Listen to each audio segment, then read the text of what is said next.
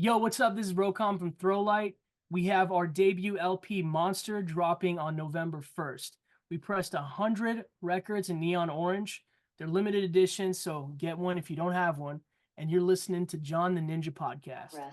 Ladies and gentlemen, how you doing? It's John the Ninja live in the dojo, aka the Dojing, and you know it's the John the Ninja Studios. I got a man who has quite the career, and we're no strangers to pretty fantastic people, but this guy is inspiring me. I'm like, you know what? I'm not doing enough. He has his own toy store. The man has done work for I don't even remember. It was E3 because they're no longer with us, but IGN. The man's a rapper. The man's in a band. The man is cool as can be, but the really important thing is this man creates lyrics that really touch the soul and has done some quite magnificent work in the realm of not just media, but music. Let me tell you a little about his band. His band, ThrowLight, has just released their brand new single, Back Down, and it's a commentary on the overwhelming influence of media and technology. You might want to pay attention, people. Things are going a little crazy. But the track explores the struggle to find amidst the misfortunes of the political spectrum. The man I'm speaking of is named Rocom. And when I say his lyrics channel the frustration of being in a perpetual glued situation to the screens, it's a little bit out there. But let's talk about his band in general. The members of ThrowLight have known each other since childhood, forging deep bonds long before the band was formed.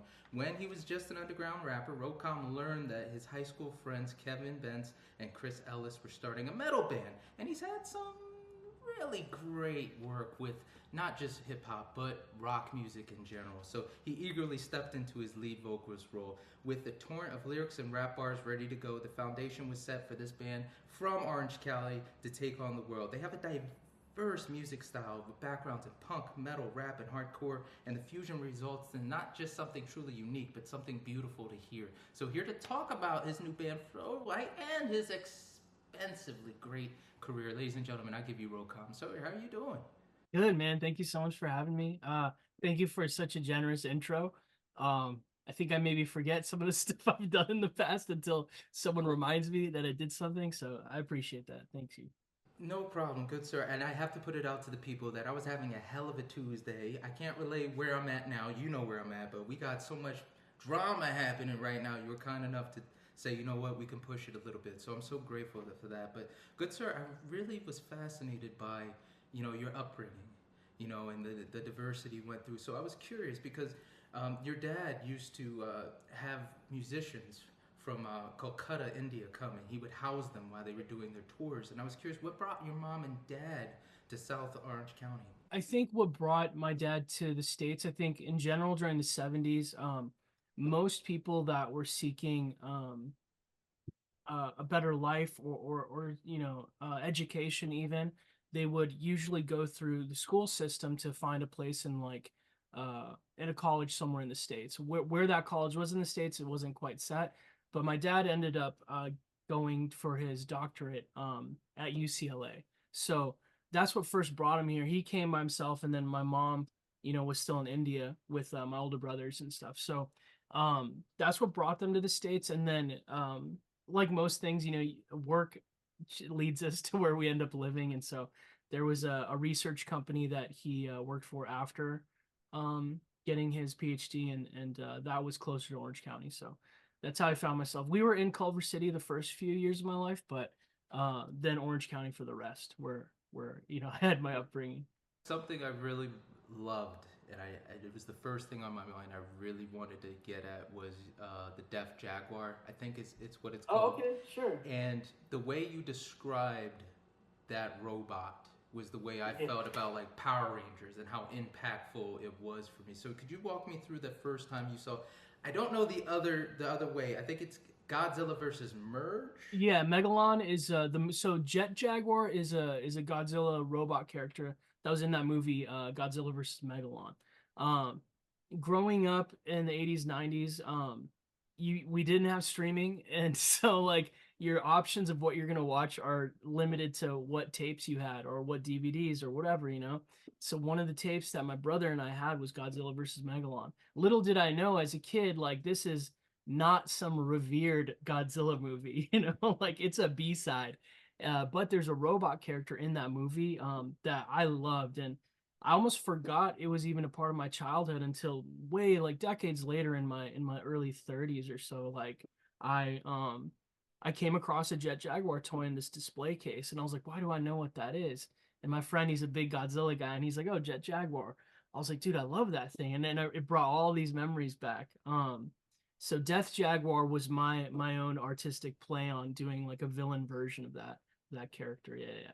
I just wanted to know what the impact of seeing that as a kid, because you said in an interview that that robot, you kind of sympathize with him. Sure. I think the emotions towards that character is the storyline for that film is these scientists are working on this robot and they can't quite get him right. It's like not really working, malfunctioning and stuff. And then um it gets hacked by like these evil people and it does bad stuff, but then it becomes sentient and turns itself around and kind of helps Godzilla defeat these other monsters and whatnot. But um just like for a movie that's kind of silly, on the surface, there's a lot of deep themes going on there, and I think everyone loves an ugly duckling type story. I feel like something where um, what's expected of you, you reach way beyond that, and go past it. And I think these are things that, like you said, I don't think you didn't say this, but I don't think we know how things are speaking to us when we grow up with it until you kind of find these like poetic interactions between the material and like how you live your own life or what you do. For me, it's just inspirational to see something go from bad to good, or um, there's a size morphing thing that the robot does, which we see in a lot of like tokusatsu Japanese media, but this size changing where he's a normal sized dude, but then all of a sudden he grows to be the size of Godzilla, um, and just yeah, like it's like a Captain America type story, right? Like it doesn't matter how big Steve Rogers was, it was his heart, right? That was ultimately his power. Um, and so when he does get the strength, he's one of the few people that knows how to use it and deal with it because he knows how it feels to be powerless. And so I think all of those themes kind of crisscross to why I gravitate towards Jet Jaguar as a character. But I think I maybe pull way more from it than most people would see. How'd you fall into drawing, man? Comics, especially, Oh, man. dude, comics and art. I mean, drawing has always been a love. Like, just from when you hold your first crayon or whatever. Just always love coloring, drawing. But I never really took it seriously as in terms of like, oh, I could be good at drawing, or people need to see what I'm drawing. Like, I never had that mindset until college. In college, like this is way after. I love drawing, but I never kept up with it much. Like I do it here and there, but in college, I have a computer engineering degree, and it's not something that I had wanted for college. It's something I was fine at. Like I'd well in it, but I was sitting in these advanced like science classes and math classes, and so bored out of my mind. Just like I wish I could be doing anything creative beyond this. And I had a friend named Cameron who would sit next to me in these classes, and he has such a love for the arts and comic books, just like me. And so sitting there while we're supposed to be taking notes, he'd like whisper the characters in my ear. He's like, "Hey, draw Spider-Man, draw this and that." And I'd sit there and like scribble at it and start messing with it. And so my notebooks in college are full of like all these drawings and sketches. And so what was fun is like even though you would think that's very like counterintuitive or something to do in someone's class, like all the stuff in those classes where I was just sketching and drawing, I use so much of that in like my day to day now, from my day job to Rocom toys to all that concept sketching. Like um it's funny how the things you love doing, like as long as you listen to that, it'll just take you in the path of things that will hopefully be successful for you. I'm a My day job is I'm also an art director for a toy company, and before getting hired for the position I have there, the VP in the department, he only asked me one question, and it wasn't like, "Do you have a master's degree in this? Do you have this and that?" All he asked me, he's like, "Can you draw?" And it was the dopest thing because I thought about it for a second. I. Was like, "Yeah, actually, I can." He's like, "All right, start on Monday," and that's not something you'd ever think would be it. So it's that was a beautiful moment. I always remember that. I still have that job. That was 12 years ago, you know, or something. And I'm still at that company. Um, but uh, but yeah, drawing, I would just say it's from an early love of like superheroes, cartoons, comics, you know, whether it's Ninja Turtles, the Bruce Timm Batman, like all that stuff. And and then my friend just, you know, digging in my ear and telling me to draw stuff. And then being in the community, I had a friend that he invited me to my one of my first comic cons to table at, because he would set up the tables in Artist Alley, which is kind of a section of a comic convention where independent artists set up their art and books and they sell them to the public. And I'd never done anything like that. I'd seen it before, but he invited me to just sit with him. And so I brought some things I had myself. And the experience was so fun, like meeting people, them asking you to draw a character of theirs, and you do it up, and like that really kind of drew me in even more into that whole world, and like just expanded from there. Man, that's so beautiful. And I got the feeling that you know all the history behind the American toys, the Japanese toys, the Bandai Oh, Wars. Man, I'm getting excited. But to see somebody be able to do what they love and not to just when it finally becomes their moment, it's not even a you don't have to fight for it. It's just hey, you already put in the work. You know what I mean? right, you're here for a reason type thing, you know? Yeah, it's a good feeling. So I did want to bring this up because you knew Brian. I want to say his last name's Ewig. Erwig. I can't say Ewing, Ewig. Ewing. And Yeah, he was just a monster yeah. drawer, and may he rest in peace. But I wanted to know how you met him, how that relationship was, because for those who know his lore, man. Brian Ewing, and for anyone that may be watching this or listening, Brian Ewing, if you love Warp Tour era of music at all, or have any relationship to rock music, Brian Ewing is a legendary poster artist. He's done posters. Name a big band you love in the rock scene, he probably did a poster for it. From Foo Fighters, Metallica, like tons of pop punk stuff from, you know, brand new, Taking Back Sunday, Coheed and Cambria. Like this guy made these iconic images for these bands. Um, and so in the early 2000s, when in the warp, what I like to call the Warp Tour era of music, you know, because that seemed to dominate everyone's taste buds when it came to underground music. Um, Brian would set up at comic conventions. And so one of my friends that worked at a comic shop I went to, he said, "Oh, have you gone by Brian Ewing's booth at all? I think you'd like his stuff." So he walks me over there, and I immediately fell in love with all of it. Like, first, of course, it's the connection of like, oh, I love that band, you know, but then you pair it with the art that he does. And it's like, oh, I want that. That has to go on my wall. Like that represents me in so many ways. It's punk, it's comic book, it's it's just beautiful design, like all that stuff. And so I met Brian completely as a fan. Like I'd buy his art. I'd see him every San Diego summer for San Diego Comic Con in July. And he'd remember me, you know, we catch up, and that was kind of the charm of Brian was when he talked to anyone, he wasn't approaching you as a customer. He was genuinely just like you're a person he's meeting, and he treats you one on one on the same level, and like it's a special feeling, you know?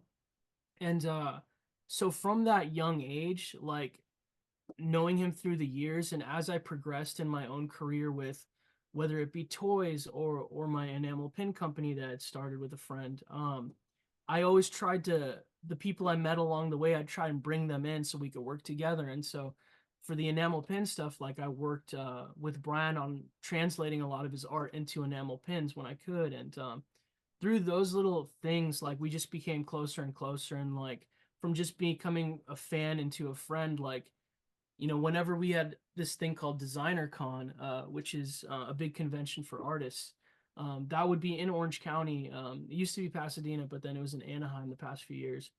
Um, we'd always meet up a few days early just so we could catch up, have dinner, and like shooting the shit with Brian was the best. Like every conversation would go deep. Like it was always about life, like how to progress forward emotionally, and different things, like things that you can only really get to with certain people in your life, you know. And I was lucky to be able to share those conversations. And Yeah, so it was just a matter of time. It just like progressed into this friendship where I was lucky that he got along with me and he liked me because I have just such respect for his body of work and who he is as a person, as an artist. Like he did something that not many can say they could ever have done as an artist, you know. Is working and creating such iconic images that people will attach to a certain period of time forever, you know. And I think it's more so your soul too. You have that good nature people love to hear from. Yeah, I don't know. Yeah, I'm one of those people. I think when I hear compliments, I'm just like, Yeah, thank you. really? You don't think about it. So glad you think that, but I don't want to just be like, of course you think that. Let me do that. I'm a pretty good hype man, so I'll I make sure they appreciate know. that. Thank you. But a very pivotal moment. You've mentioned this before. Your dad was having people come over. He was Oh sheltered, yeah, yeah. and this one guy showed you the E minor chord. Some E minor, which was just the two strings. Yeah. So Right. when you finally started playing the music and started getting into playing guitar, who was Sure. the first band or bands that caught your attention that really set that the basic structure of your playing? Of yeah, how I kick things off. I think being in, you know, I was maybe 18 when I first picked up a guitar, and it was an acoustic guitar just because you don't have to get into the process of getting the amp and all this stuff. It's like buy one thing and try that, you know. And I remember the action on the thing was so high until you had to press so hard to like make the chords. But but that trains you, you know, to become a better guitar. It strengthens your hands and all that stuff. So I'm glad that was my first guitar. But I think the era I grew up in guided all that stuff because with an acoustic guitar, it's always like, all right, what can I play with a G, C, and D chord? You know, like what can I pull off by just, you know, using these four or five chords I know. And so that would almost guide me into like, oh, I think I could do that one, you know. Um, so I would say Green Day, Foo Fighters. It was a lot of grunge and punk stuff that I fell into. I think everyone has this rite of passing, sadly. Not sadly, but because they're having a huge comeback right now. But Wonderwall by Oasis, you know, it's the classic joke. I can't do them, man. Yeah, yeah, yeah. Yeah, I feel like it's one of those things like maybe not yet. No, I mean, although I'm scared to say this out loud, but like for me, Radiohead was one that I avoided for the longest time. But they have beautiful music. Like there's songs they've done like Creep and Fake Plastic Trees, I think is Yeah. there's something that happens where music fans take over the identity of who the band even is or at all. And so you associate fans instead of like the artist. And I think that had happened to me with Radiohead fans because it was those the most pretentious people I'd ever met. They're just like Radiohead. I'm like, you're an asshole, so I'm not listening. Like that's how it always felt. But yeah, so I would say Green Day was up there. It was always a lot of punk rock stuff. Because obviously the power chord reigned all, you know, like you learn that formation, then just move it all along the frets. Um, I'm trying to think of what other Bush. They had a lot of great songs that were just simple chord structures. Could I ask, because when I Sure. listen to the music, we'll get to the hip hop portion, but I heard a lot of Misfits. I love Henry Rollins. That was one I just hear that element in there with Sure, them, and sure. I didn't know if they were also part of the influences for that. Think any form of punk, whether it's Misfits or Black Flag or any of that. I think that was always like I love the energy of that stuff, but I never attempted to do it on my own. Like I'd never learn that stuff or like take it to that level. Because for me, that music always did need the amplifiers, needs a band behind it. Like we had a kid growing up that would sit on a patio and he just belt out punk songs so loud on his acoustic and it was cool when he did it, but at the same time, it's like you look like a crazy person. Like, because like to be punk rock, it needs that full like 4 piece, 5 piece sound, you know. So I always kind of kept it to like what works on an acoustic guitar, and that's the stuff I first learned. Man, because the '90s and the 2000s were these. I want to say the best time for this smorgasbord of everything together. Of sounds, right? Yeah, yeah. We got to talk about your hip hop skills, good sir. Who Okay. was your first rapper? Because, ladies and gentlemen, I'm paraphrasing the hell out of this, but can I get a witness? Because when this man kicks it on the mic, you need to get out of the way. Oh man, Yeah, that's that old hook we did. Yeah, yeah. that's just one of them, man. Your lyrical skills on some of your underground stuff is just mind-boggling. So, what was your first exposure, and then when did you really put pen to paper for the lyrics? Not Um. just rock, Oh, but hip hop, all of it. first off, like I feel like pop music, oddly pop music, as a kid, like we didn't have a choice of like hearing about a band from our friends, like unless they had the CD or something, go to their house and listen to it. Like didn't have a phone or computer to search stuff on. So pop music was all we had because that's what the radio was giving us, right? So as a kid without family really that grew up in the States to show me old bands or whatever, it was very much like I was stuck in whatever time I was in growing up. Whatever's on the radio, that's what I'm knowing and hearing. And so there was stuff like at a really young age, like MC Hammer, like Tone Loc, these like kind of 90s or late 80s rappers I gravitated to. But once we hit like 1994, 1995, like it was all gangster rap. Like from then on, Ice Cube, NWA, Dr. Dre, Snoop, all the West Coast. That was when West Coast, East Coast had this huge feud going with Biggie and Pac and all that stuff, and those were like formative years for me, and I loved all of it. I like soaked up all of that stuff. But always as a fan, like I'd memorize all the bars and listen to them, and not knowing that like being in that scene and listening to so much of it and just like taking it all up, it would just influence how I feel like I rap or create my own music. Not so much from a content, perspective, but delivery or energy or flow, I feel like is very inspired by West Coast hip hop. But I never thought I would make music that had rapping in it or anything, especially when I had a guitar, so much of my focus and things I listened to, concert I went to, it was always pop punk or punk rock, underground indie stuff.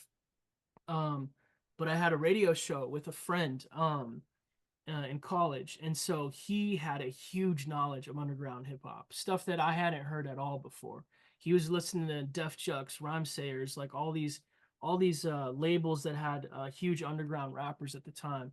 I had heard of a few of them, but never really dove in and listened. And so he had a radio show where he always wanted to play underground hip hop and punk rock, like underground punk or pop punk or whatever it may be. And I knew all that stuff, at the time. And so he invited me on as a co DJ, and so I would pick the pop punk and underground indie list of music of unsigned bands or indie bands to play, and he would curate all these hip hop artists. And so what's so funny is that radio show ultimately became the music that he and I would create together. Um, and so he was my first introduction into underground rap. Um, I mean, here I'm wearing a T-shirt with Sage Francis, but people in this like mode of like Midwest rappers or Atmosphere is just one of the biggest influences for me as a rapper. They're out of Minnesota. Um, gosh, there's so many underground rappers I could think of. Aesop Rock, the whole Def Jux crew, Cage at the time. Um, but I still, even having that radio show, I was like, I'm not thinking about rapping or doing any of that. But listening to our radio show, I was just like listening to some of the tracks that my friend was putting on our show, and I was just listening. And I was like, I think we could do this. Like I don't think this is too hard. This can't be too hard, right? Of course, like me saying that when there's different skill levels to everything, like, uh, but I would just set it off the cuff, and he took it so to heart, and a week later, he just shows me this kind of an MF Doom beat, um, and he's like, this is tight, right? I was like, yeah, it's dope. He's like, let's write to it, and so I was like, okay, and then he told me he's like, you said we could do this, and I think you're right, and from the get-go, I think, God, which beat maker was it? It may have been RJD2 or something. but we found a whole grip of RJD2. If no one knows his stuff, look up RJD2. His beats are phenomenal. They're so dope to listen to. But we wrote our rap songs to RJD2 beats. And at the time, like the emo movement was very fresh, and it was kind of frowned upon. People made fun of it, laughed at it. Like it was about having scene haircuts and like bangs that cover one of your eyes, and like wearing black and white striped shirts and stuff. And so we didn't think that was a bad thing. Like we thought, let's lean into that. Like we appreciate emo music, emo rock, and all that. Let's try and do our version of emo rap. And so that was, all our songs were about heartbreak, about relationships, about stuff that, in your 20s you could really latch onto, and stuff that fuels, your passion. Because we're all like learning how to navigate those feelings and emotions, and what better outlet than to put that into the music. And so that's how I first started rapping or making rap music. You started in the MySpace era. Yeah, because it was 2005 all the way up to about 2000, maybe 8 or 9. Um, it was our only outlet to put up these tracks. We would go into the radio station that we had the show. We'd get on the mics and we'd record our tracks in the studio. Like we shouldn't have been there, but we'd go in super late at night when people weren't using the studio, and we'd go in there and we'd track our vocals onto these beats. So we'd kick out an MP3, and then right there on the university radio station computers, we'd upload to MySpace. And we made this ritualistic, man. We would meet up every week or 2 weeks and record something, because at the time I wasn't making beats yet. We were just finding instrumentals we liked, writing shit on it that we thought would be a song to that beat, and putting it up, which ultimately was mixtape culture. It was doing your own rhymes and raps on whatever beat was popular at the time. And that's how we first built. It was called Closed Heart Surgery was our duo name. And also that name is just, we tried to think of the most emo name we could at the time. So Closed Heart Surgery was what we landed with. So that makes sense, because I was going to ask you why you picked Rocom off of the rom coms. I'm sorry about that. Right. Rocom Yeah, off the no, rom sure, com, sure. because you guys were leaning into the emo. So now it just. And Rocom was, that's what me and a girl at the time would call romantic comedy movies. We didn't, the term rom-com didn't show up till maybe 10 years ago or something. I don't know when that happened, but if we called them rom-coms back then I would have called myself rom-com, which I'm glad I didn't, because I think Rocom is way better MC name. But that's the whole reason I even have that, is because it was to play off of romantic comedy.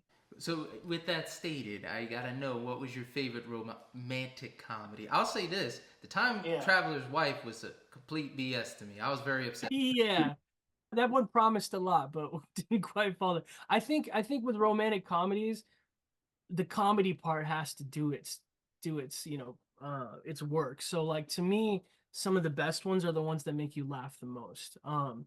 And these aren't even like super classic old ones, but I loved Yes Man a ton, as the Jim Carrey one. And then I think that's the Jim Carrey one where him and Zoe Deschanel. I think that's a great movie. Like I could watch that at any time. And then there's a Paul Rudd one that was it's where Jason Segel, that's his name, right? I love you, man. I Love You, Man. Yeah, yeah, yeah. I really like that movie. Yeah, like they're not even the most popular ones, but like those are ones that like I could put it on anytime, and I love that shit. And that was, I think, why we were into those movies, because they always deliver. Like you're not gonna be super sad. You're not gonna be like, whenever you want to veg out and just be like, just make me feel better. Romantic comedies do it all the time, but I'd say the goat of those types of movies is Adam Sandler. Like Wedding Singer, that's like apex romantic comedy to me. He's kind of like Robert De Niro, Jim Carrey too. When they do serious roles, I really love them in that. But I'll say this, man, Spanglish. Spanglish is my jam for man. There's that moment where he's on the couch with homegirl, and he's like, "Wait, please, let's not step off this couch, because as soon as we do, I'm going back to my reality, and I just want Yeah. 5 more seconds, please." And you know the moment's gone after he says it, but he's so right. You know, I was just like, my heart broke for him. I was like, damn. Yeah, so good at it. Like, and he gets clowned on often. You know, I don't think so much anymore, but there was a time where people would shit on Adam Sandler stuff, and like, dude, he delivers. Even his latest like Netflix stand-up specials, they're so fun to watch, and like, yeah, there's an art to what he does that I think is really commendable. I think he does it really well. As an artist that, and I know you're trying to be humble, and I know you stated just earlier you don't think that way, but you have, again, the talent for all three. Do you feel like there's a talent that you express yourself more through easier? Like for me, for the talents I have, they're all me. They're all 100%. But there's certain talents I'm like, you know what? Not even a shadow of a doubt. That's the easiest for me to do, even though I'm not the most confident. Or this one, I got this. But everyone's looking at me like, yeah, maybe you don't. You know, so That's a great question. Yeah, I like that, because I think the easiest way to think about it is like, because this happens often where in my DMs, or if a friend comes to me, they ask me for help with something, you know? So if that's designing a toy, is that hey, I'm working on these rap bars. Will you look at this drawing or whatever? And I'm not classically trained in any of it. Like, it was all stuff that I just worked on myself with my own time and built, you know? But I would say, oddly enough, like, I feel like raps and writing bars, I feel like I'm most confident with, and I'm only saying that because I've had friends recently. I have a friend in the professional wrestling world, who is just one of the best dudes, and he are in wrestling, like, you have a staff of writers, or sometimes you're just writing with a friend or something, and it's constantly them working on their characters and whatnot. And one of the times he needed to do a rap for some segment, and he showed me the beat, and he sent me his bars that he had written, and most of them, they're just one line jokes. I was like, this has no flow to it. Like, it's gonna sound bad, you know, which is kind of funny for like a pro wrestler. It's kind of funny when it's bad or whatever. But I remember within like 15 to 20 minutes, I looked at his bars and I listened to the beat, and I rewrote like his whole verse, and I gave it a flow and everything. And I sent it over to him, and he's like, dude, you're so good at this. And so like, it was a good feeling, because I didn't think of myself as like some kind of mastermind at writing bars or any of that. I'm like, yeah, I rap, you know. But um in doing that exercise this past year, like, it was really fun, and it came so easy to, like, I'm like, oh, I could kill a flow on this, you know, no problem. So oddly enough, yeah, I feel like I'm most with, so all the stuff I do, I'm pretty confident with rapping. So can I ask, because I have my hand in professional wrestling, not as deep as you do, but I have an inclining. I know who it is, but I have to ask: is it AEW star? Yes. Yeah, man, you gotta put your name on there and get some paychecks. Tony got the money. It's not like his intro music or anything. It was just in a thing they produced. I don't care if it was a 2-second split, bro. You get your name on that, because I will say this, and I'm assuming you're a big fan as well.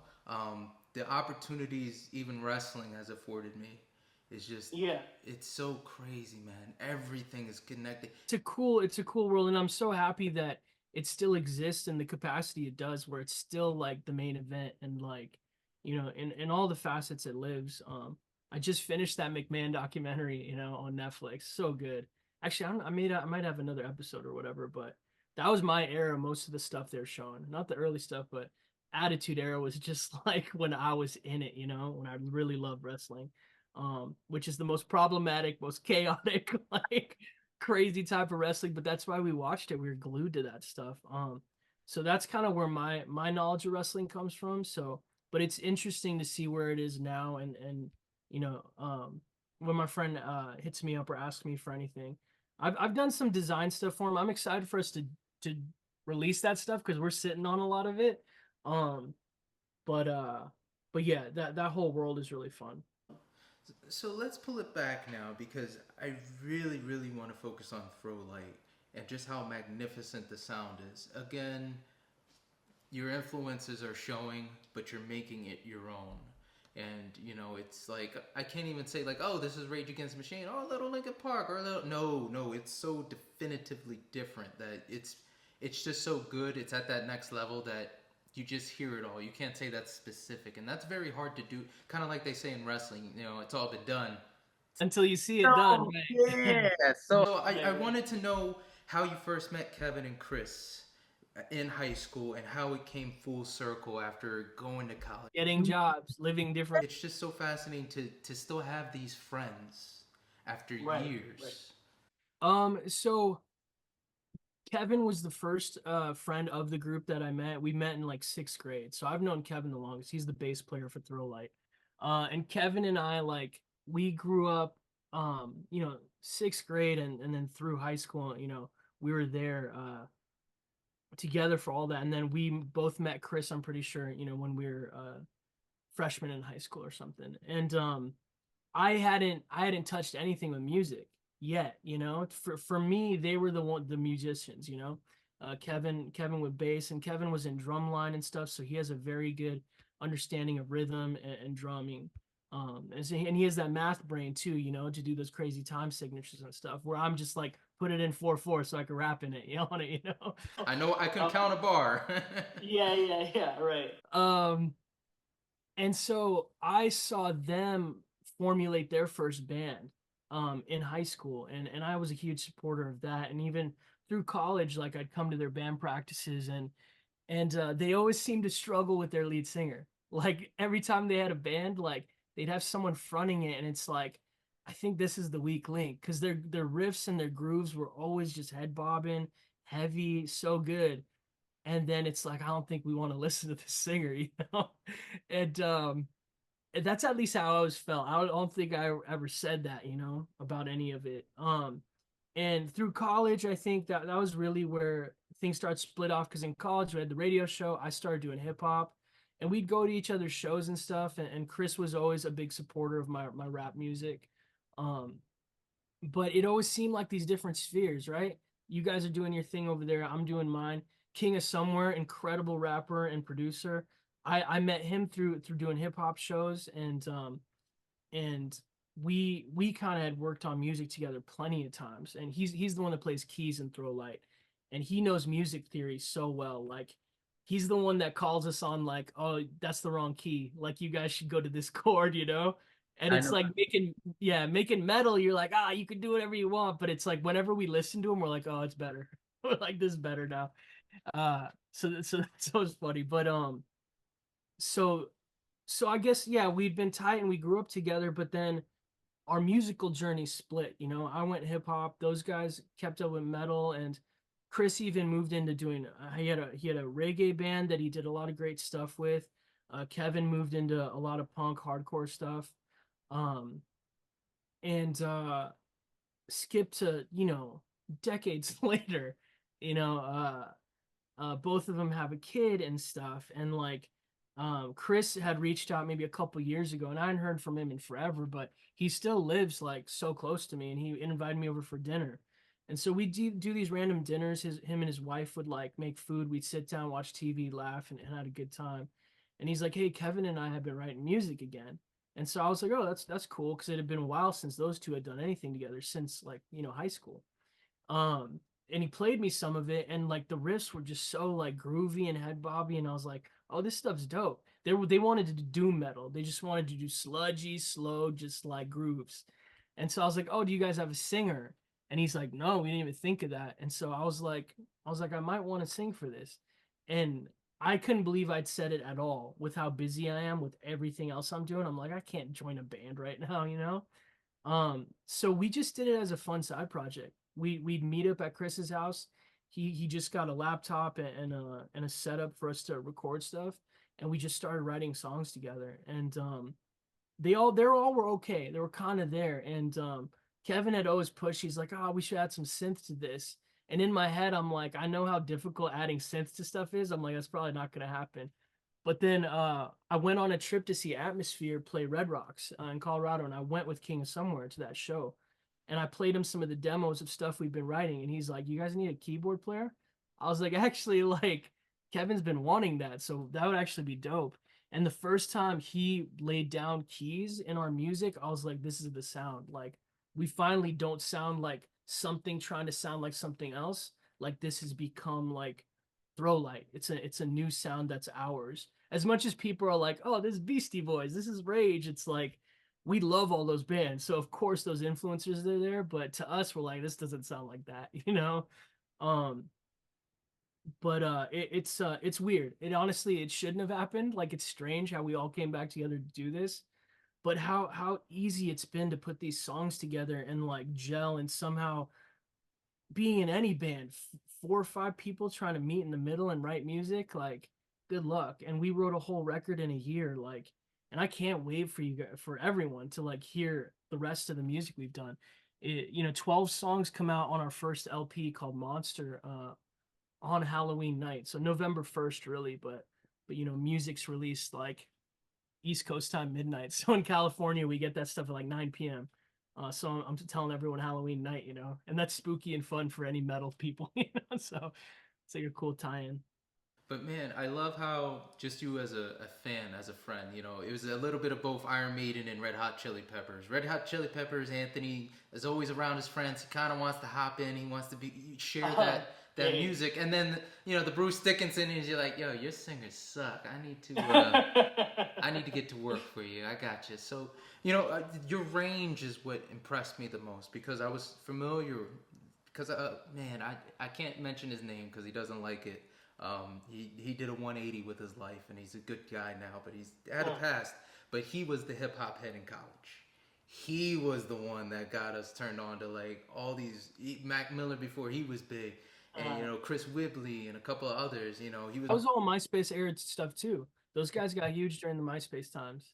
So he was put us onto you and stuff. So I was like, okay, my man got the riffs, and but hearing you rap and then hearing you sing and having such control, that training. I was curious how you developed that. Appreciate that. Because to start off, like hearing that is very great to hear, but my confidence as a singer and like not a rapper was always my fear in joining the band. Because like knowing that I'm like, dude, if someone that knows what they're doing with songwriting or lyrics or whatever puts it to what you guys write, I think it could be great, which is why I wanted to finally do that.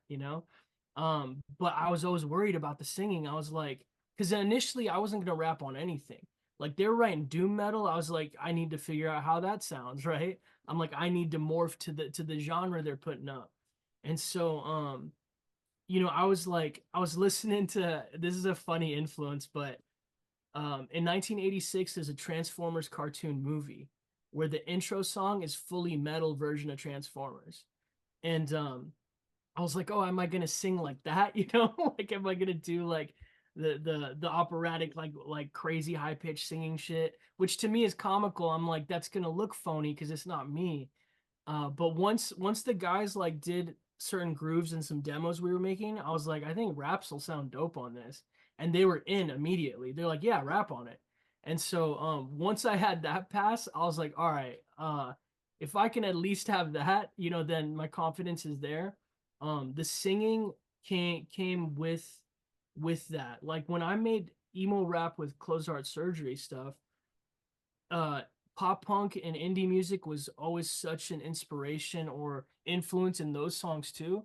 My hooks were always like influenced by like Brand New, Death Cab for Cutie, Jimmy Eat World, like these bands that kind of had these ballad or um kind of like I wanted those earworm type things where it's like that'll get stuck in your head. And so I'd always been a fan of those things, and I always try and write with that in mind.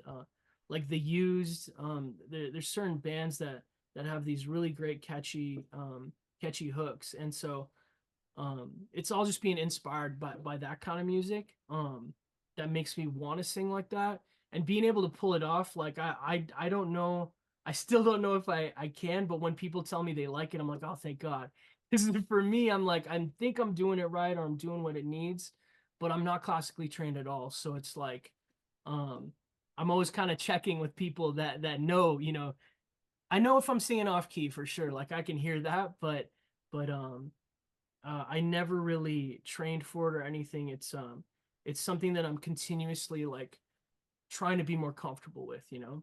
You've mentioned Sanjay. I hope it's Sanjay. Is it Sanjay? Sanjay, yeah. You mentioned him multiple times as being that one friend that was like, you know, he kept on pushing you. He's like, everybody has that one person that always has your back. He was that guy. Was he really integral in expanding the musical landscape? Same ideas like, oh, I don't know if this is good. He's like, man, you, this is amazing. Was he that fixture that really set you to where you are now? He was like the gateway. Like he like even when because before, you know, we were only writing music to other people's beats. He's like, we should like figure out how to make our own beats, and he got me some like hacked version of Sony Acid Pro, which is such an old beat making software. Like they used to sell CDs of beat loops and stuff to work from, but he got me that, and immediately I was making beats on it. Like I'm one of those people where, which is very hip hop in an ideology of like, use what you got and like make that the best you can. Like it's working with what you have, not like needing other things to work off of. All we had was random beats we had like downloaded or at the radio station, so we rapped on those. It's like, oh, all we have is this free hack software of Sony Acid loops, and that's actually how our sound was created. You could get into Sony Acid Pro and pull in samples and whatever you want. I didn't have a sample library, but I had all these emo and indie and punk rock tracks. So I'd take an Alkaline Trio song and I'd grab a guitar loop in it, and then I put hip hop drums under it. And so like the formation of emo rap really was like the only way for me to make a beat was because all I had were these MP3s of songs from punk rock bands or emo bands. And that created a totally different sound because no one was sampling that shit back then.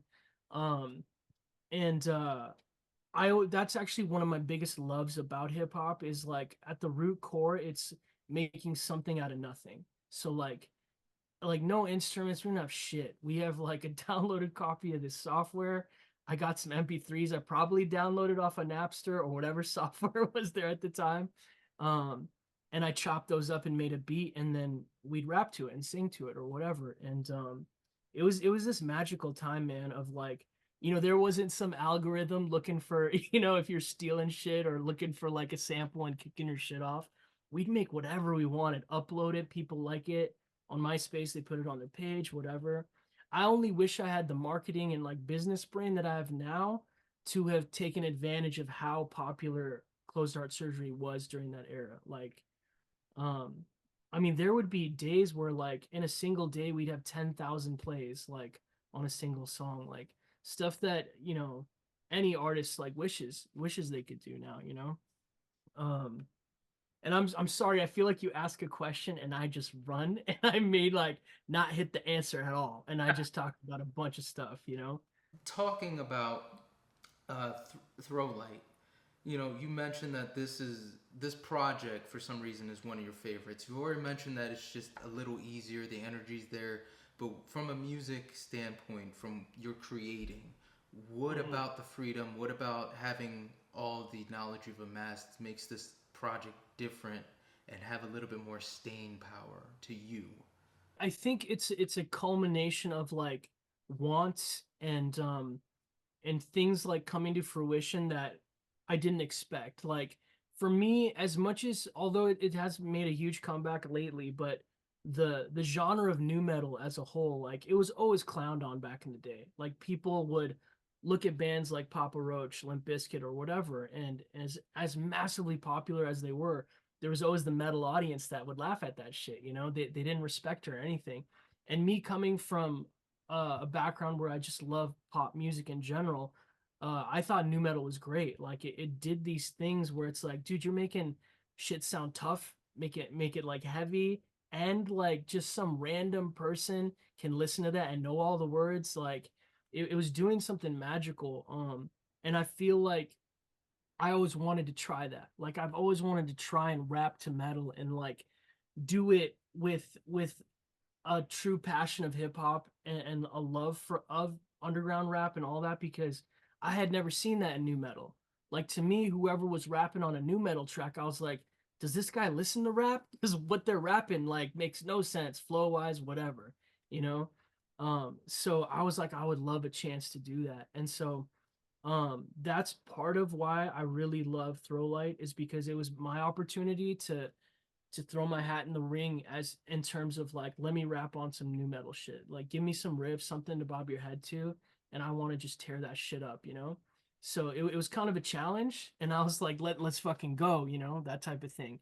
Um that's part of it, but also I've been making music alone for the past decade at least. Like after closed heart surgery, Sanjay went off and you know he's a doctor now and like you know music's not a thing he's thinking about at all working on where I stuck to it and but there's something lonely about that process of like which can sometimes make the music really pure, right? It's completely your vision, me working on the beats, singing, writing raps. Like I do love the stuff I made, but the collaborative process of like bringing everyone's kind of musical ear and people you respect to, you know, I've known all these guys forever, and for them to put down a riff and then I'm like, oh, I think I want to do this to this, and they're like, that's dope. And then you know King of Somewhere's over here and he's like plays a synth lead over. It's like, you dude, you just made that hook so much better with that lead. And it's like I don't know. It's like in that moment in the movies where the person is alone on the battlefield and then backup shows up, you know, and then they come in and they work together, and it's like that on every song. Like building that shit together, it's really rewarding, unlike the music has been in a while. And one other thing I would say that makes this project special too is um, King of Somewhere and I were laughing about this other day. King of Somewhere, he has family members he hasn't talked to or heard from in forever. People out the woodwork, they're like, "Yo, congrats, man." He's like, "Oh, the music," and he's like, "I've been making music my whole life, and you guys never hit me up," you know. But because I think there's something about a band aspect of making music where it's a spectacle, people are like, "Oh, that's special." Like you guys are making this shit together, and it's like it's something that people can get behind because a solo artist versus a band, there's something magical about a band that like even with closed heart surgery, that was a rap duo, you know, and we had features and stuff on that. And the popularity of closed heart surgery, like Rocom, me as my own music, it never reached that level that closed heart surgery did. I think there's something about a band or a group. You know, you look at Wu-Tang Clan and then you look at Method Man. Method Man's incredible, so dope, but you put those two bills up, you hear about a Wu-Tang concert, you're like, oh, I gotta go see Wu-Tang, you know, there's something about the group. And so all of those elements I think make this project like one of the most exciting. Fred Durst said something a long time ago. He said, there have been aspects of the music when I perform that people have said are hip hop, but to me, they resonate as very metal.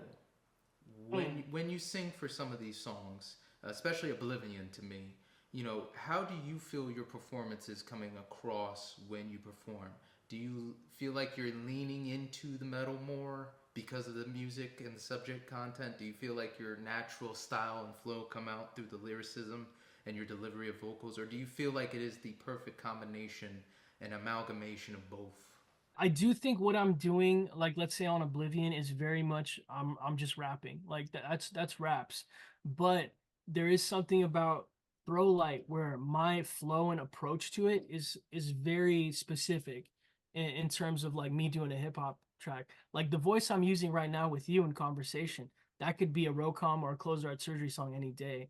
And for ThrowLight, that's only in between parts where I'm just like doing something real quick with my voice and then or it's like a mellow bridge. But the aggression of my bars I do some of that in past rap songs, but yeah, the ferocity or the like velocity, all that stuff, the aggression, I think is very much different from what I would do on just a regular hip hop track. But then the hook on Oblivion is very much just, you know, it's just a rock ballad like hook. So screaming is definitely something that I reserve for ThrowLight. Like that's one of my favorite things is my friends that only know me for my hip hop music, hearing me scream for the first time, you know, and doing that stuff. That's been fun because like I've always loved doing it, and just like there's not really a place to do it. I was in a hardcore band a long time ago in Orange County called Love Thine. I played guitar for it, and that was fun. Like I love performing and playing guitar. And eventually, when I learned that I could scream, when I was in that band, that's when I learned that how to do it, and just like I'm like, oh, it sounds like pretty cool. And so I started doing backup screams in that band.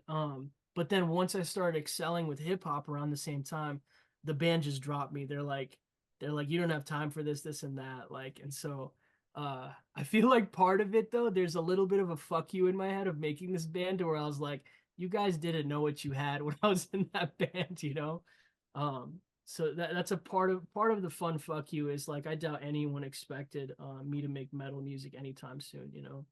Been keeping up with Oblivion because that is one of my favorite songs. No offense to Oh, the great. title Thank you. track Back Down, but if I'm correct, I might be wrong. There was a statement this song was more of a coming to grips with the ending of a relationship, ending of a certain Yeah. situation. With the song's lyrics, how did they come up, and how do you write for metal? Do you listen to the music first? Was this one of those times where it's like, you know what, I had the poetry ready to go? How was this Oh, okay. Yeah, formulated yeah. for you as the singer? To be able to perform on a song correctly, like to me the music comes first. So because I so much energy gets fueled from hearing it, and it's only because of my hip hop background. Like anytime I'd make rap songs, it always started with the music being there, and I'd listen to it and I just start writing.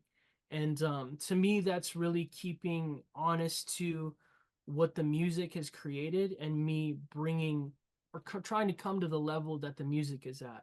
Like, let's make a marriage of these parts instead of me going through some emotions, putting like words together, and then just trying to jam it into something else that it might work on there, but who knows if that marriage is really ever going to be as synonymous as me sitting there, hearing it, and then knowing, okay, no, this is what has to go in here off the cuff and write something new. You know what I mean?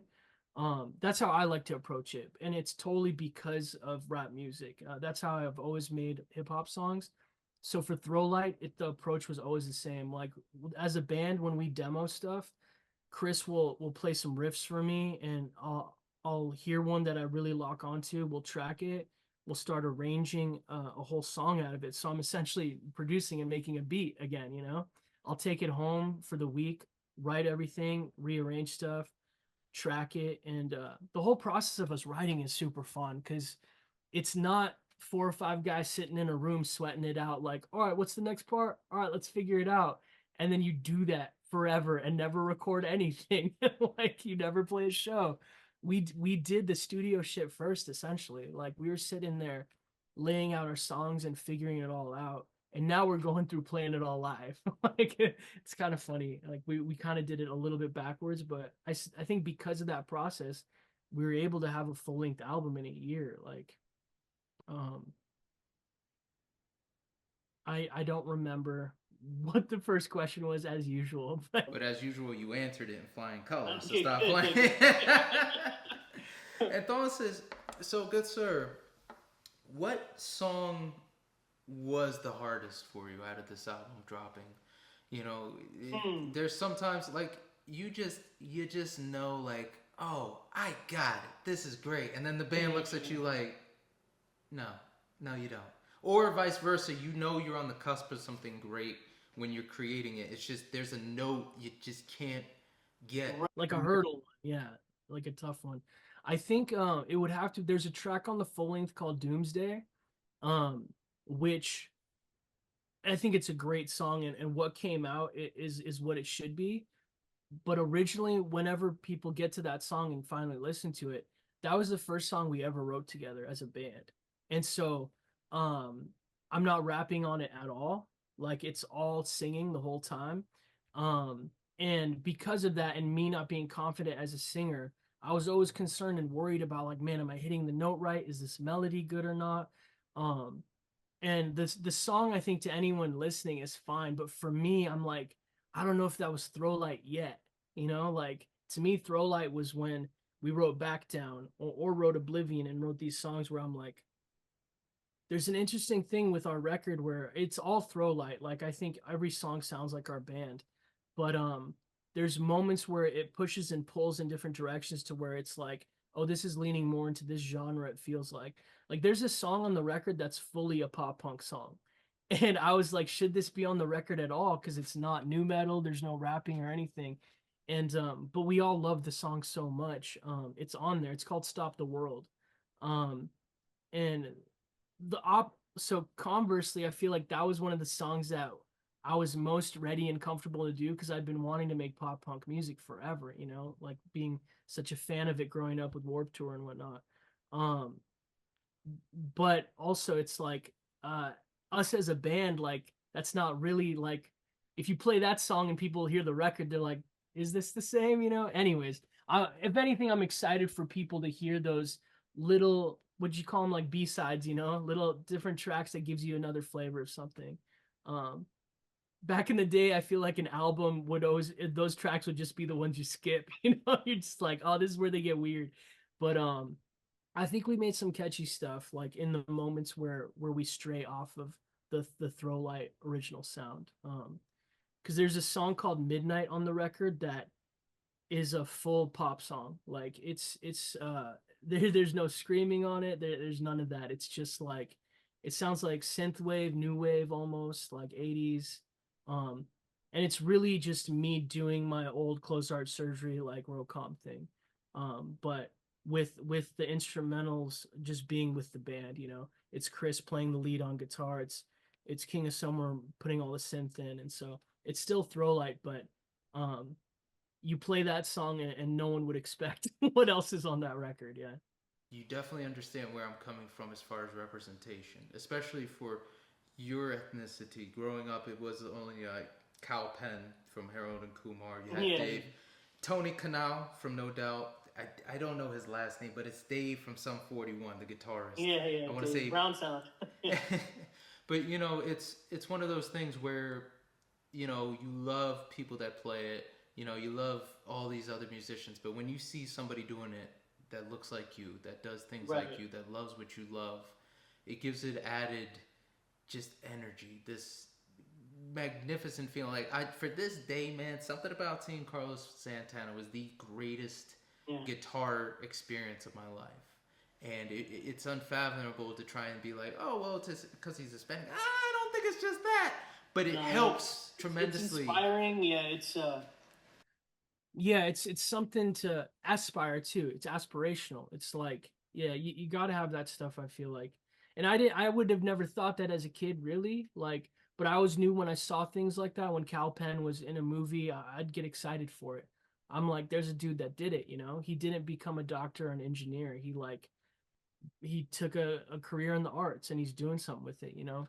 Um, Anytime that happens, it's super inspiring. And it's tough because there's a lot of naysayers with diversity in the arts, and it's sad because you may see a TV show that sucks or a movie that's not great, and you're like, oh, it's because it has a diverse cast, you know, as if that's what you pitted on or something. Um, when I'm amazed at how much like diversity is in everything now. And I know people may think that's just some agenda being pushed or whatever, but like um now it's actually come to a point where like when I watch older media or I watch a movie that's completely cast all white people, I'm like, this is weird.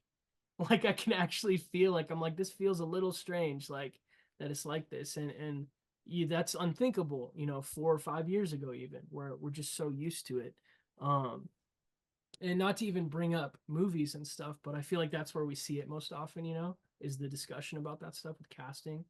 Um, but yeah, whenever I in any media or art, like seeing so many South Asian people, it's awesome. Like just from a perception of like growing up, dude. Like I grew up in Orange County where everyone you flip through, you know, my yearbook and you just fucking find me in a picture because it's all white people and you just find the brown spot or whatever, you know.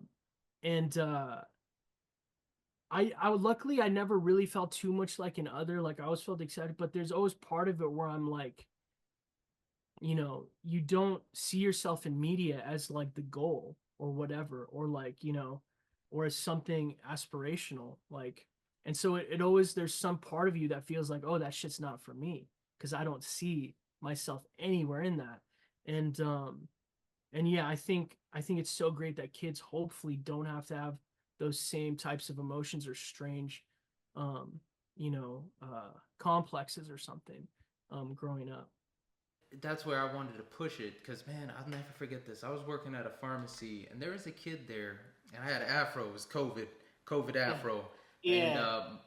the mom was like, "He loves your hair." I was like, "Oh, thank you, I appreciate it." He's like, "Yeah, I've never seen somebody with hair like mine before," and it really like, wait a minute, what are you talking about? It's a kid, so that was the first time I saw um, how I also could be a representation. I've always just Yeah, kind of right, been living. right. So I was Uh, wondering if that weight has come upon you yet, because especially with the music you've done and all the work, there's no way you could tell me somebody hasn't walked up like, "Oh, I love your music, you're inspiring," stuff like that. But was there right. a moment where that weight really was on you, like, "Oh, I did make the difference"? So it's funny because it's not in the same context or the way that your example is, but it's kind of a funny way this happened. But in like the Bengali Indian community, it's people that come from India and find themselves in America. Like your whole family doesn't move over. It's whoever makes it here and starts a life. So you're very much without close family. It's just you out here meeting people. So like through the community of just the ethnicity of like being Indian or Bengali, you find other families, right, that also had come from there, and they become this weird extended network of people. So like people that I call cousin, we may not be blood related at all, but it's the kids that I grew up with that were Indian, where when we would go to some festival in Torrance or some other city, like these are the kids that I'd play with at those things, right? And we'd grow up together. So in those communities, like when I started rapping and making music for my brother's wedding, I remember I got on the mic and I did one of my songs like at a reception or something, And there's a lot of the Indian kids around there like watching this happen, and like some of them be like, "Dude, this is so dope! Like, I love your music." They're like excited about it, and I remember uh, years later, one of those kids, he's like, "Oh, how's the music going? Like, what's going on?" I was like, honestly, dude, I just haven't done it in a while. Like, it's kind of like, I was like, yeah, I just don't really do it anymore. And this kid gave me the dirtiest look I've ever seen in my life, dude. I just kept looking at him laughing because I was waiting for him to break, but he just did this and like mad dogged me for. I was like, I'm gonna walk away now because this is super weird. But uh, but it was funny because that I felt that for sure. I was like, damn, this kid really wanted me to like do that and excel and like take it and take it to another level and stuff. And I saw how important that is. Like when people believe in you or see you as like an example for someone that could excel. Like there is a little bit of that pressure of like do it, take it beyond and like be that person, not only for yourself but like yeah, for people that want that to happen, for maybe not for themselves but in the world, right? They want to see it happen. Like I want to see you excel and do that thing. um but uh but I also found that excelling in things isn't always getting streams or whatever. It's like it's that process of doing it. um we have this record that's coming out on November 1st, and I don't know if it's going to get streams. I don't know how many people are going to listen to it or whatever. But in this past year, we created this 12-song record that like I'm so proud of, and like I can't believe it exists and it's real. And like we pressed 100 vinyl records for it because I wanted a record, of what we made. And so that stuff to me is like the rewarding goal. Like that's the finish line. Like when it's within your grasp and it's something you control and do, like you're always gonna win. If you're worried about some trophy or whatever or a number, something you're trying to achieve to like even if you hit that shit, you're not gonna be happy with it. But me having this 12-song record that I made with my friends, that I can turn on and feel comfortable like playing the song in the car. I'm like, oh, this is my band. That's like you can't beat that. Like that shit feels so good. Did think that when I heard ThrowLight and then saw some of the stories, some of the imagery, how did the band come to that name? For me, back to that kid, or trying to get across and trying to make it. Like ThrowLight seemed to me like throwing the hope towards somebody, throwing a light, giving Yeah, that opportunity. Am I wrong to think that's somewhat of what the meaning behind the band name is? I think that as like an inferred like thing that it inspires is very true. Um, we struggled with names, I'll tell you that. I think every band does. You're waiting for the right one. And for a long time, the demos for our songs were under a band name called Death Spell. So just DETHSPELL. Because to us, like when it was started as doom metal, we're like, we got to be metal, be as metal as you can, Death Spell. And that's still a really cool name. Like Death Spell, like you can't hear that and be like, that band's gonna suck. Um, and our bassist actually still wishes the band were called that. But to me, like I hear Death Spell and I hear our music, I'm like, that doesn't fit. It's not it, you know? But the guitarist one day, he's like, what about ThrowLight? And I wasn't sure why he said it or what it meant. And to him it was lightning in a bottle, or throwing a bolt of lightning. It's like we have this magical thing that we're just casting out. It's like being thrown out. It's a bolt and it's hitting you like within a massive blast. And like uh when that name came up, our keyboard synth player, King of Somewhere, he's like, I have a tattoo of a lightning bolt like in a hand. I was like, really? And he's like, yeah. And so he loved it right away. um and to me it sounded like something that our sound was like, yeah, that's ThrowLight. When you hear our music, I wanted it to be modern and not something where it's like, the blood of my enemies or like, the kind of tough guy shit that you expect from a metal hardcore scene. Because I don't, we're not that.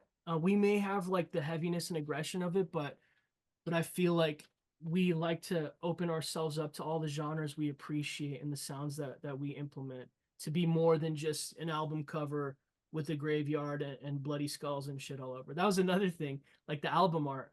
Um, for our record, we've been using our logo, which I love. Like, I got funny. I bring up bones and skulls, and our logo is literally a skull.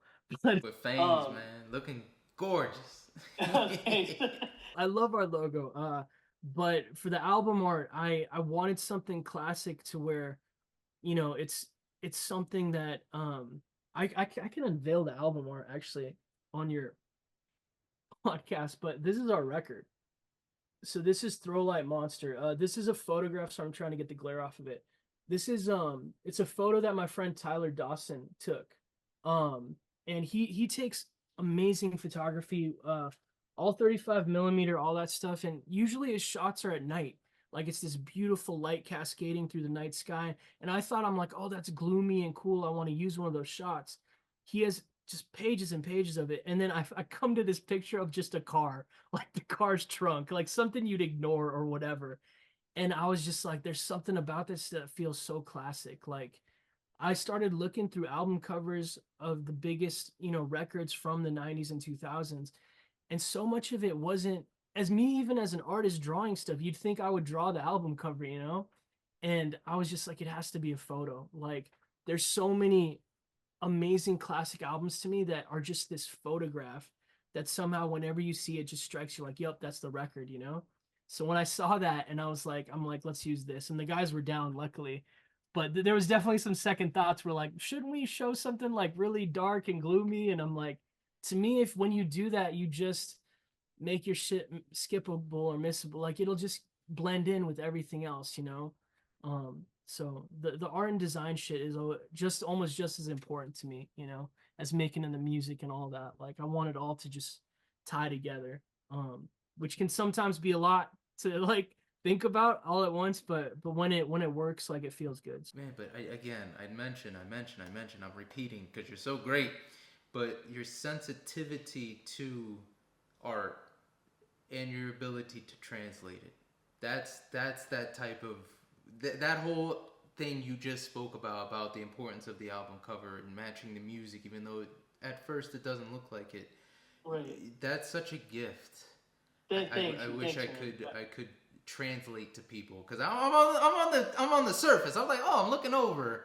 You know, you're in the field playing. You know, who is somebody that through your work, it doesn't matter, drawing, hip hop, music, Mm. toys. You know, somebody that has that type of spiritual sensitivity to art that you gelled with, or was a hero that was like, wow, I never thought I would meet this person, and now we're in the back having a cigar, or, you know, having a drink, because Right, yeah. you have There, so many connections. It's just, yeah. you know, There's a few of those people in my life that like, you know, a 24, 25-year-old me would never think like that's gonna be show up at any point in life, you know. Number one is Alex Pardee. Like, um, Alex, I can say is one of my best friends. And for those that may not know Alex Pardee, he's mostly known because he illustrated, which one of them just had a 20-year anniversary, but he illustrated the cover artwork for two of the albums by The Used. Um, it was In Love and Death, I think, was the record. And he did another one of their records. But um, Alex is someone whose artwork was almost also synonymous with that early 2000s time. Like even in hip hop, like Alex has done album artwork for Aesop Rock, for Cage, um, and I'm sure bands that I'm also forgetting and whatnot. But his art style is almost hand in hand with like that time, and and through the comic book conventions and stuff, like he would show at these things and had a table set up selling his artwork and whatnot. And so I met him through that stuff at first, and then you know he always lived in the Bay, and then he was in Florida for a bit. When he moved to LA, like we actually hung out, and like I hadn't laughed that much in forever. You know, his sense of humor and like you know he doesn't really drink or do drugs or any of that, and I'm very much the same way. And so when you find people in those modes where and he's very much a movie guy. Like our best night out is like eat something you love and just go to a movie theater and watch a horror movie. And so when you find people like that, I'm like, all right, this is my pocket. Like I can chill with this, you know. So I'm very lucky to call him a friend because he's someone that's very rare as an artist that cares about the business side of art as much as the creative side. Like because so many times beautiful and like immense talent falls at the hands of like not knowing how to merchandise or market or sell that art. And it sucks with capitalism, like that's part of the worry. Like if you want to make it as an artist, you have to be able to sell the art. Like just creating it isn't enough. And I think he's just very good at that, and he does it from an honest place. It's not a place of like how do I sell more shit. He's just like how do I keep my audience engaged and make sure that the people that love my work are always around and like up to date and connected. And he's very good at that. Um, so I was gonna say too. So Alex Pardee is one, and second would be Slug of Atmosphere. That one still blows my mind. So Atmosphere is a hip hop duo out of Minnesota, Minneapolis, Minnesota. Anthony and Slug. Anthony makes the beats. Slug does all the rapping and rhymes. And I don't know how, man. Um, but Atmosphere, their Instagram account started following me amidst COVID, and I didn't know why. And I like didn't know what was going on. There's some mutual friends. Like I had done a lot of design and artwork for Blueprint, which is a rapper that was on Rhyme Sayers with Atmosphere and stuff. And I thought, oh, maybe it's because of this. Like I did a podcast with Blueprint. You know, maybe Slug heard me on there. And later, I thought that was what it was, and it wasn't at all. I learned like a year ago. He's like, "No, I didn't hear about you on that." And he told me he thought I was a comedian. Like at the time when TikTok had just kind of been everywhere, you know, in 2021 or something. Um, I dabbled in the app and would just make bullshit videos. Like, you know, we're all stuck at home. I was just making garbage. So I'd grab that shit, throw it up on Instagram Reels, and for a while, any video I posted, Atmosphere, the account would just like it, comment on shit. I was like, this is crazy. It didn't make any sense to me. But later, I found out he thought I was a comedian because of that stuff, and that's why he was following me. He just liked my sense of humor.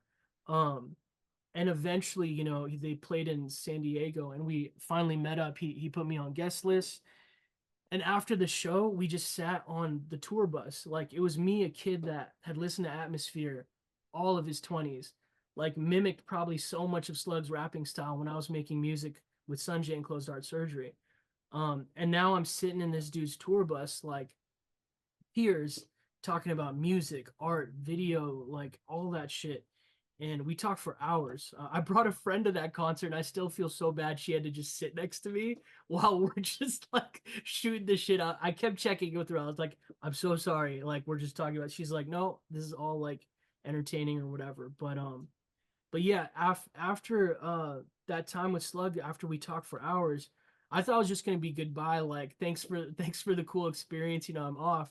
And then he took out his phone. He's like, "Dude, what's your number?" And then we finally like had each other's cell phone numbers. And now I'll check in with him every now and then. Like his family came out, you know, to visit California, and I went and had like brunch with them, and like it's shit that yeah, 20 something me would have never thought any of that would ever go down. You know what I mean?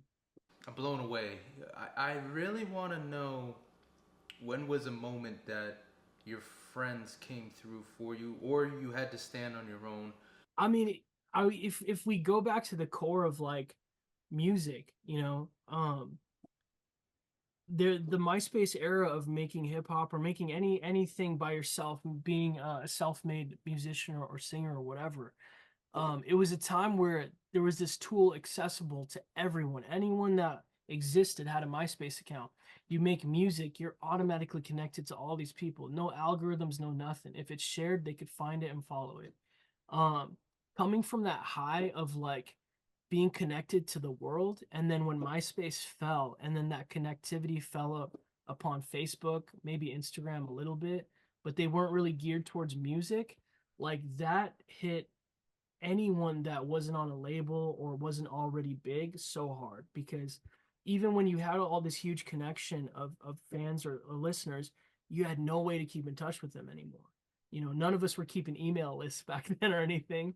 um and it was really it was a tough time to stay inspired, because I'd still write raps, I'd make beats, but I came to a point where I was like, is anyone listening?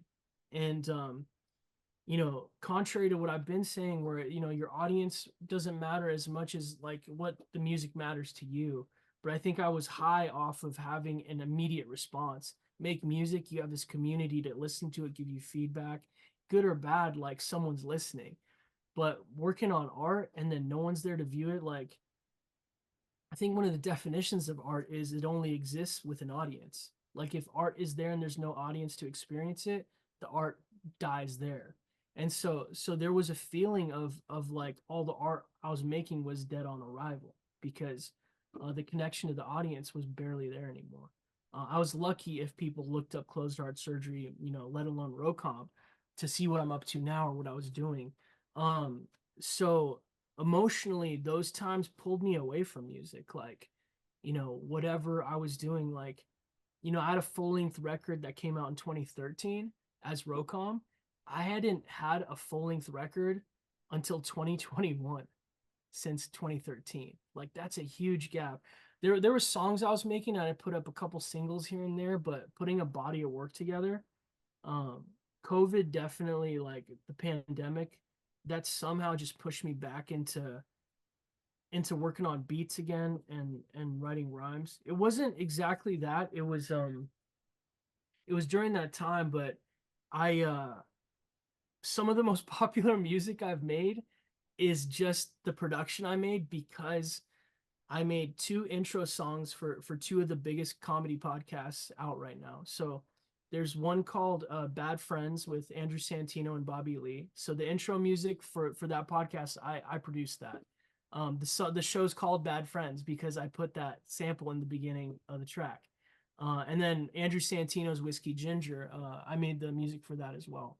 And that was the first like beat production I'd done in years, since like making that record in 2013. And so I remember there was a B-side beat that I had worked on when I was doing the Bad Friends intro. And I was like, if they don't take this beat, I'm rapping on this, you know? And so it was one of the beats they didn't use.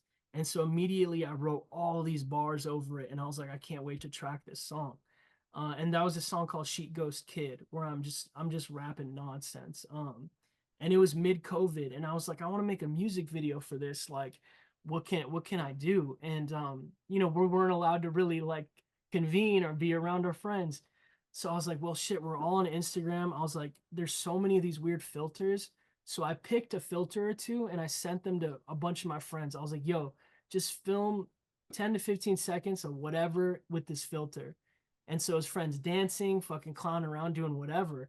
And I got all these tiny clips from my friends and I edited a music video out of it. So it was just me using the same filter, rapping to the camera, doing the song, and it's all my friends. And it's to this day, it was the cheapest shit I ever made because it was all done with my friends doing their own shit, and it's still one of my favorite like music videos. Not many people saw it, but uh, I'm pretty.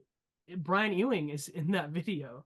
You know, it was probably like we did. We had a few projects we did before he had passed, but he's in that one. And I remember it was a fun time too for when everyone was feeling down and like shit, being stuck inside.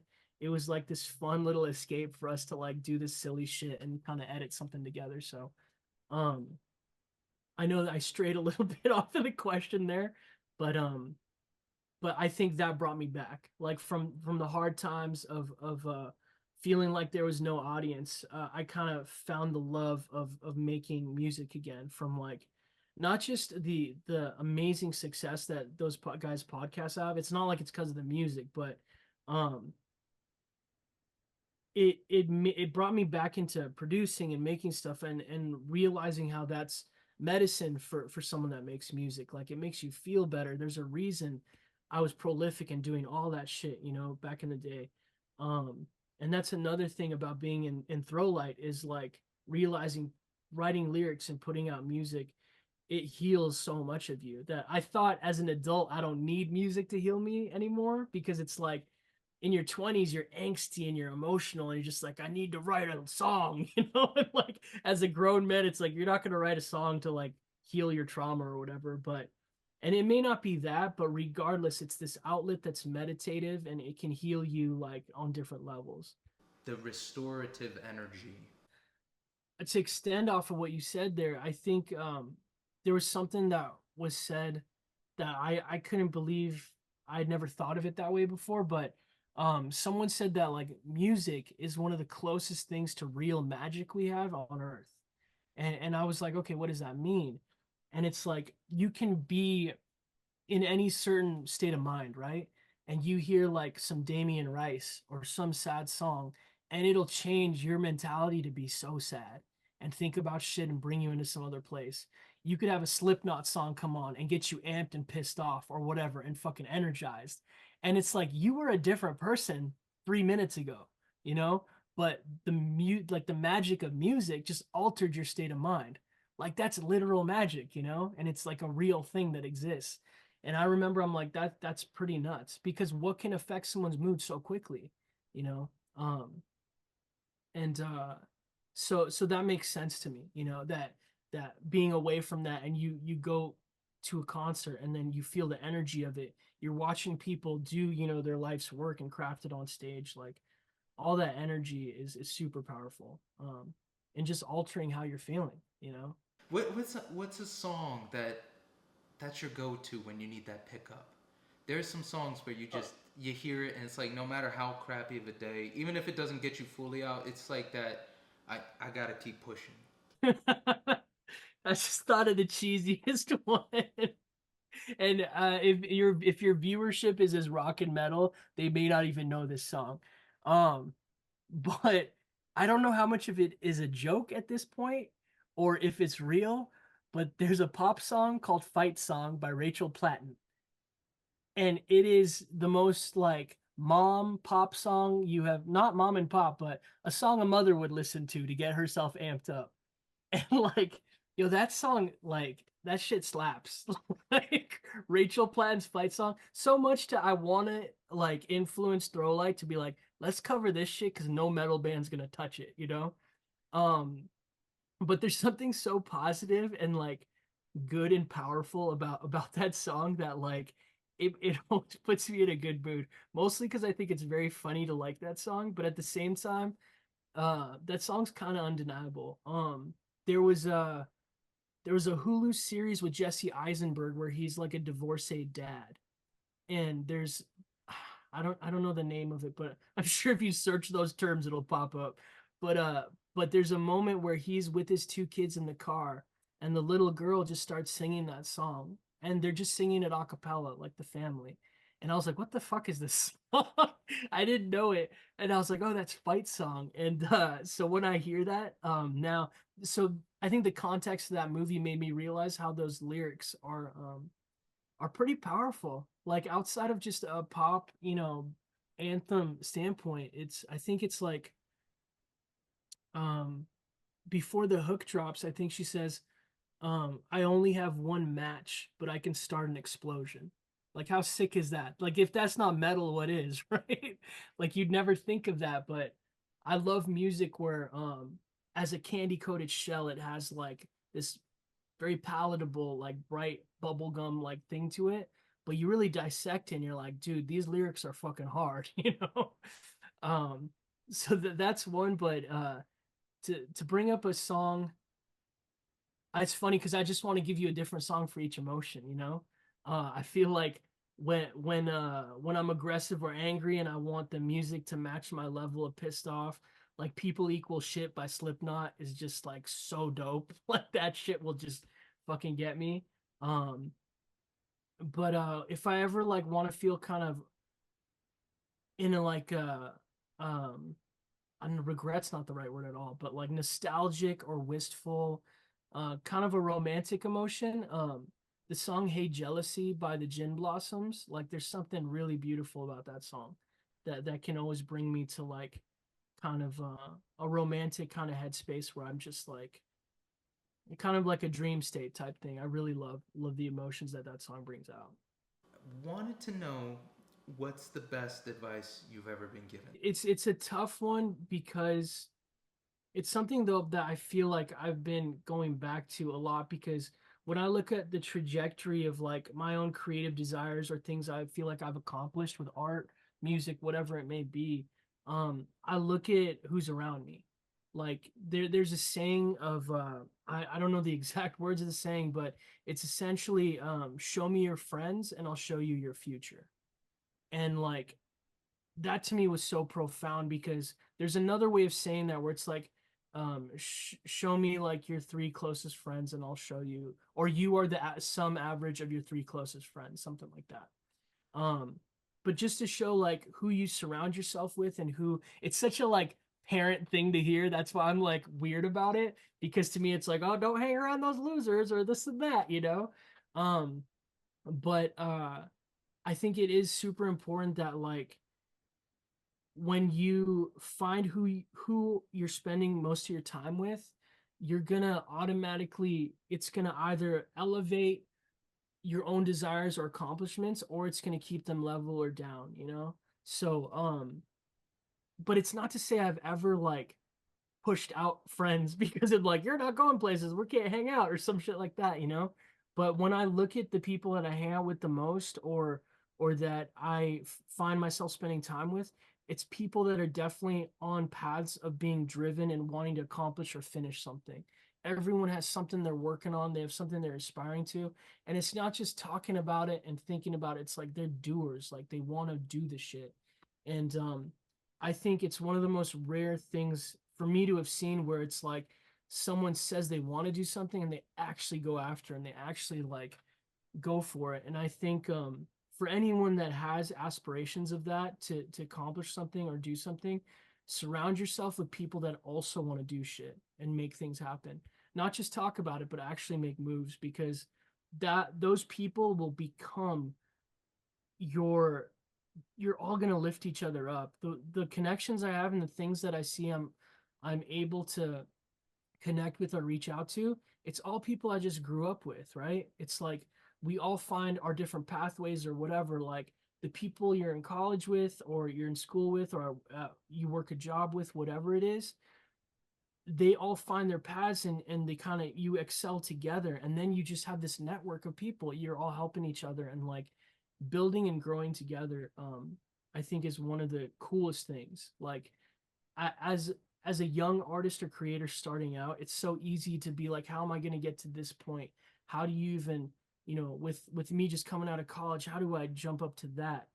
And just look around you, because that's how you get there. You look at all the people that are doing the same shit you are, you build that shit together, and ultimately you're going to be the person that's managing something, like being the head of something else. Like, you grow together.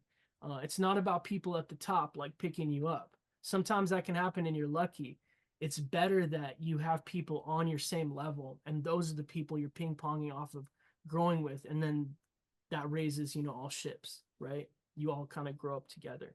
um so I would say, like, I don't know if I was ever given that advice, but it was just something that was told to me. I'm like, that's so fucking true. And to sum it up into something easier and a more dumb, maybe, is be nice. Like, as long as you're kind and helpful. I love helping people. Like, if you can help someone, um it's only going to be beneficial to you, because if they can excel and you could like bring someone else up, like, you've just made another person around you like lifted, and then there's another person that could keep growing and lifting everything up. So that's at least what I believe in, and so for anyone struggling with like, how do I get to a certain place, or how do I accelerate, don't worry about looking up, just look around you, because then you all can build together. Ladies and gentlemen, let me explain. When you have somebody that's so sensitive to the art, you have somebody that truly loves what they do. You have somebody that's not only a historian in pop culture, not only the history of the United States, but Japanese and other cultures, pop cultures, and music, and just someone that truly loves life. That's what happens. And it's infectious. You see me smile in this interview. So, hey, guys. Thanks, man. Appreciate it. Check out Rocom's band. He's the lead singer of ThrowLight. They are going to be performing October 25th with Norman Jean and Cancer Base at the Glass House. And they are dropping Monsters, their first full-length album, November 1st. A couple of snippets here and there for Halloween, if y'all want to check out the link below. But also, don't forget, 100 records are pressed on vinyl. You can try and get them, special limited edition. And you can check Rocom out on Instagram. You should definitely go follow ThrowLight now. It's in the link below. And good sir, I can't stress how fun and grateful I was for this time. Thank you. I appreciate your time so much. And thank you for caring about art that's maybe not as big, I say, like, as someone as underground as me and ThrowLight. Like, I really appreciate you taking time for this. So thank you. Appreciate you. And everyone else, be smart, be mindful, rock on. Try and do some hip-hop writing. And Ninja out. What's up, guys? This is Rocom from ThrowLight. Have you ever heard of mukbang? I'm fine with it. That's it. Do you know what that is? No, but it's going at the end of the video if I don't get in trouble. It's where like people eat food on stream. Like, they just eat food. Like ASMR, but just... Yeah, kind of. It's just a weird subculture of people just eating food in front of a camera. You know what? I love this generation. I feel like I got royally screwed. Remember when we were growing up?